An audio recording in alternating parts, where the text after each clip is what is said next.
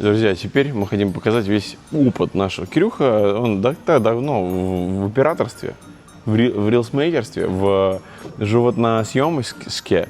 Поэтому, Кирюх, покажи свой скилл просто и подлети к слепню сейчас. Я ухожу. Да что это за ерунда?